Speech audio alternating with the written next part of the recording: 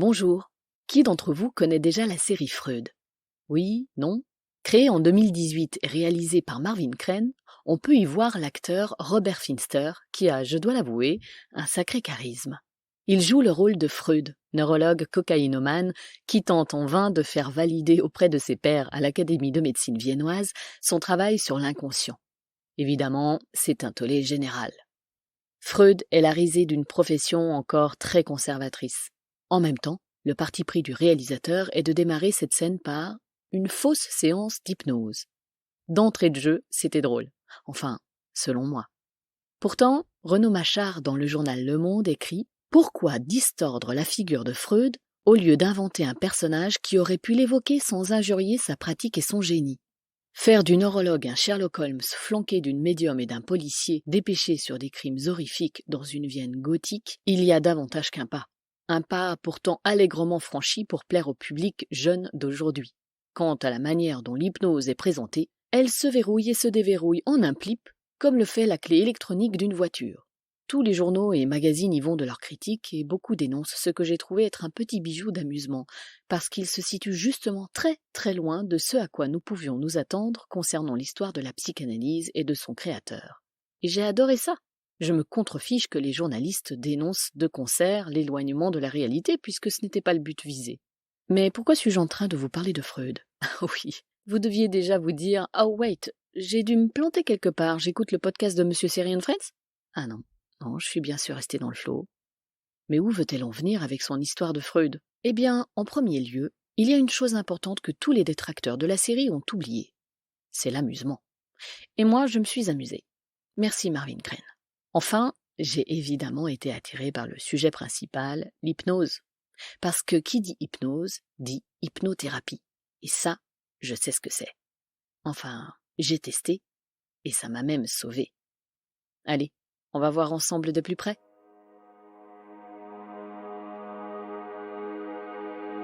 Bonjour, je m'appelle Florence. J'ai 45 ans, et comme on le dit dans le jargon actuel, je suis une #MeToo. Rester dans le flow est un podcast mensuel du label Podcut. Et tous les mois, je vous parle seul ou avec une invitée pour parler résilience.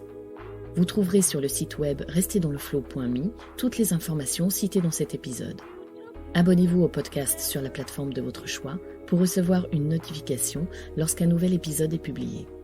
Si vous aimez rester dans le flow, n'hésitez pas à le soutenir en laissant un avis 5 étoiles sur Apple Podcast ou sur la plateforme que vous aimez utiliser. Ainsi, vous participerez à faire découvrir à d'autres des histoires inspirantes, des parcours de vie de résilientes et contribuerez à redonner de l'espoir.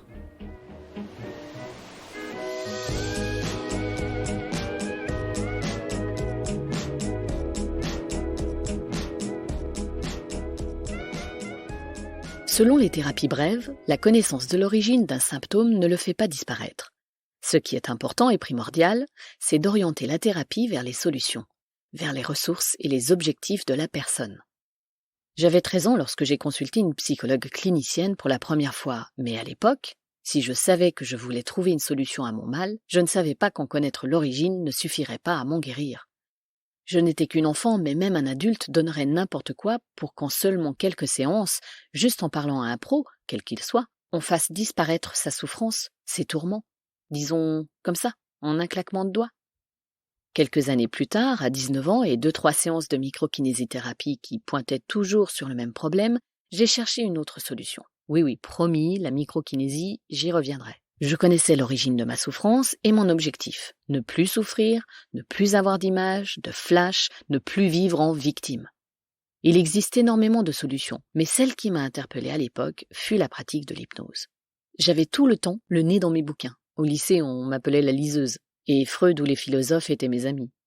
Et qui dit Freud, dans ses premières années, dit hypnose. Ça y est, vous raccrochez les wagons, vous comprenez mon attrait pour la série Freud? En 1994, l'année où je devais passer mon bac, j'ai donc commencé des séances d'hypnothérapie, histoire d'aller voir de plus près quelles ressources j'avais en moi. Alors c'est quoi l'hypnose? Que signifie ce mot? Il a trouvé quoi, Freud? Bon, lui, au final, pas grand-chose sur le sujet. Il s'est concentré sur l'inconscient, délaissant assez rapidement la pratique que ses copains Charcot et Bernheim ont continué à pratiquer. Mais remontons un peu dans le temps. Disons 5000 ans en arrière, à l'époque de Babylone. Et oui, c'est là qu'on trouve les premières traces écrites sur l'hypnose. On est d'accord, ça commence à faire un bail. À l'époque, c'était le domaine des prêtresses, de la divination, la magie, voire du religieux. Et puis, au XVIIIe siècle, oui, le gap est énorme, un médecin, Mesmer, fonde la théorie du magnétisme animal. Ah, vous le connaissez celui-ci, non? Non, pas Mesmer et son nouveau spectacle hypersensoriel. Quels sont leurs secrets, leurs pouvoirs insoupçonnés? Peut-on les décupler, les altérer? Et si nous avions un sixième sens qui sommeille en nous? Non, lui, c'est Éric Normandin, un Québécois légèrement plus âgé que moi. Non, moi je vous parle de Mesmer, avec un seul S, le médecin allemand fondateur du mesmérisme en 1773. Bref, il travaille sur l'hypnose, mais une fois installé en France, Thomas Edison et le marquis de Lafayette, dépêchés par le roi pour enquêter sur Mesmer, décident que les patients de ce dernier guérissent surtout grâce au rapport qu'il établit avec eux. Ce fameux rapport entre le thérapeute et son patient qui reste encore primordial aujourd'hui. Exit l'hypnose qui tombe à nouveau dans les oubliettes jusqu'au jour où, à Londres, un médecin, oui, encore un, James Braid, utilise de nouvelles techniques pour mettre les gens dans un état de sommeil éveillé, de sommeil nerveux comme il l'appelle lui-même. Il est capable d'induire l'état de transe par cette fixation du regard en faisant concentrer l'attention de ses sujets sur des objets lumineux tels que des bougies ou des miroirs tenus à des distances variées. Cela provoque l'épuisement des paupières qui se ferment spontanément. Dès lors, il exerce cette technique au bloc opératoire en tant que méthode anesthésique. Et c'est lui qui invente le terme d'hypnose à partir de Hypnos, dieu du sommeil. Quoi qu'il en soit, grâce à lui, l'autorisation de pratiquer l'hypnose revient, et en 1860, le grand patron de la Salpêtrière, le neurologue Charcot, l'utilise dans le service des malades hystériques et des patients épileptiques. 20 ans plus tard, 2 autres médecins, Liebo et Bernheim, utilisent l'hypnose comme suggestion, c'est-à-dire une idée conçue par l'opérateur, saisie par l'hypnotisé et surtout acceptée par son cerveau. Ah bah voilà, c'est ce que fait le personnage de Freud dans la série. Dès la première scène, il hypnotise sa servante pour lui suggérer qu'elle a perdu une petite fille. Bonjour le faux trauma. Tiens, si je m'inventais un petit trauma pour voir. Merci bien, docteur Freud. Pour aller mieux, on repassera.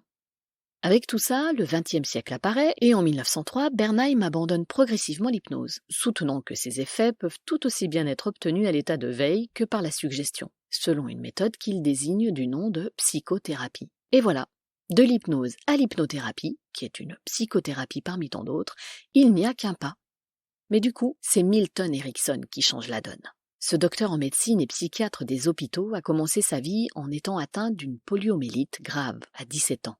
Il n'en meurt pas comme le prédisaient les médecins, mais au bout de 3 jours de coma, en sort totalement paralysé, seulement capable de parler et de bouger les yeux.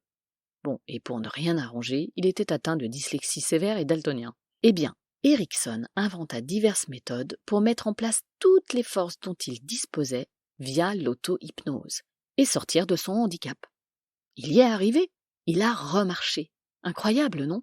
Pour Erickson, chaque patient est un être unique au monde et doit de ce fait être considéré comme tel.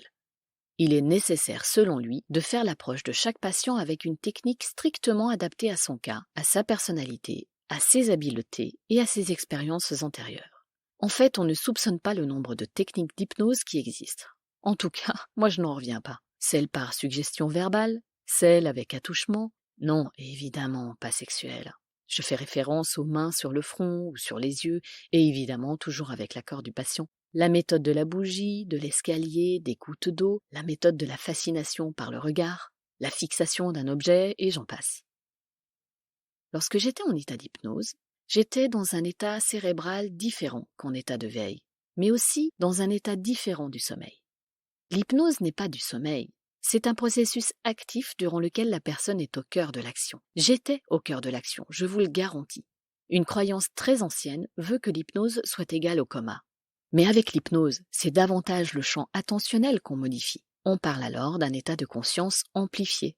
Sur un plan neurologique, l'hémisphère gauche est spécialisé dans le traitement rationnel, la logique, le langage, tandis que l'hémisphère droit domine le traitement émotionnel, l'imaginaire et les sensations.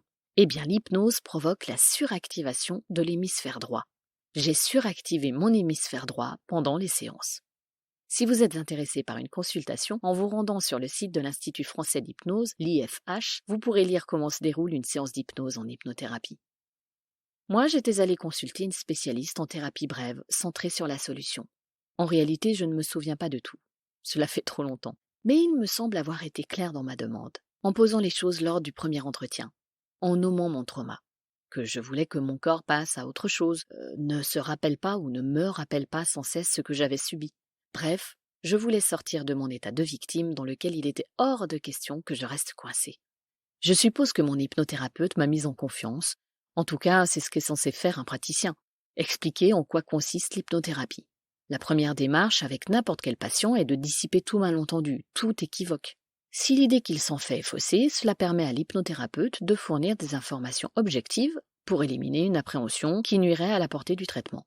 Donc, je me revois assise sur une chaise devant elle, devant mon hypnothérapeute, elle-même assise sur la sienne et pas de bureau entre nous. Nous étions face à face, à, je ne sais pas, 50 centimètres de distance l'une de l'autre. La pièce était plutôt sombre, un bureau impersonnel, je dirais, mais cela n'a strictement aucune importance. Et elle a utilisé la méthode des mains progressivement serrées en me donnant comme première consigne de fermer les yeux et de serrer les mains l'une contre l'autre. Bon, je ne sais plus si elles étaient éloignées au départ, mais il me semble, peu importe. Puis d'une voix très douce, elle a continué en me disant quelque chose du genre « Très bien.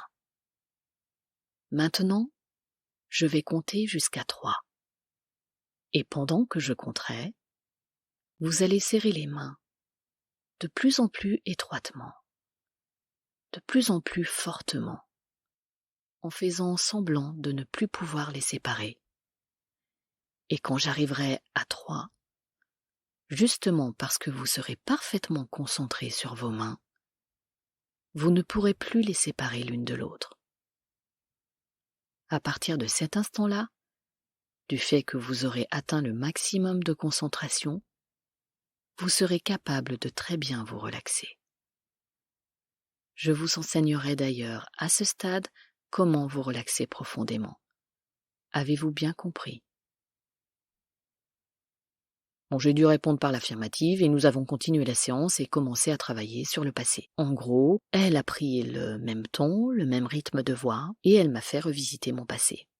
Par ce jeu attentionnel impliquant mon imaginaire, j'ai revisité la réalité, les faits, le vécu que j'avais avec mon grand-père et la façon dont je le percevais.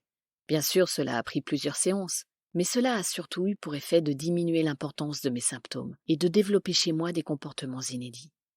Peut-être même l'un des plus importants pour moi, de savoir positiver. Quoi qu'il en soit, cela m'a permis de mettre à distance le motif de ma souffrance, voire, dans mon cas, de carrément la retirer. Et depuis, je sais que je peux considérer mon inconscient comme un grand magasin de ressources, mon magasin de ressources, celui qui m'appartient. Alors oui, parfois j'oublie que je l'ai et dans ces cas-là, je me fais à nouveau accompagner s'il le faut. Pas par un hypnothérapeute, non. Dans mon cas, c'est peut-être mon conjoint, des amis, ou en l'occurrence cette année par une coach. L'essentiel étant que lorsqu'on n'y arrive plus pour un temps, pour X ou Y raison, ne pas rester seul face à soi-même. Ces ressources, vous en avez bien plus que vous ne l'imaginez. Vous vous pensez incapable de les mobiliser, mais l'hypnothérapeute vous amènera à les reconnaître, à reconnaître vos potentialités positives, vos compétences.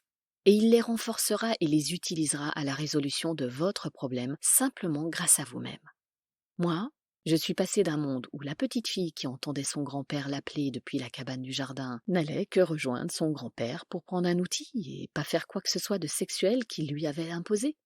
Je suis passée de la sieste dans la chambre de mes grands-parents, lieu d'abus sexuel, à une simple sieste sur l'un des lits jumeaux de mes grands-parents.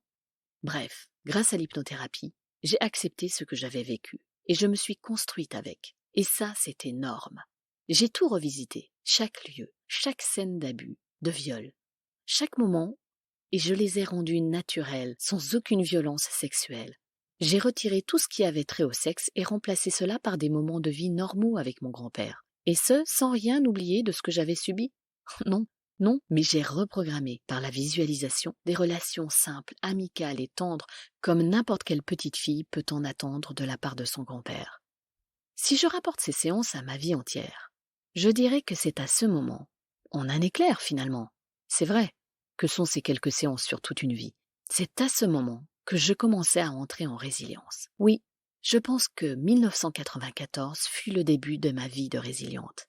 Ah, bien sûr, n'exagérons rien, j'ai dû mener à quelques reprises un travail sur moi par la suite, lors d'événements de vie importants, par exemple.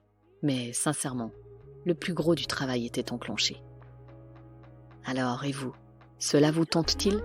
Je vous invite à me partager votre expérience sur mon site si vous le souhaitez. À bientôt.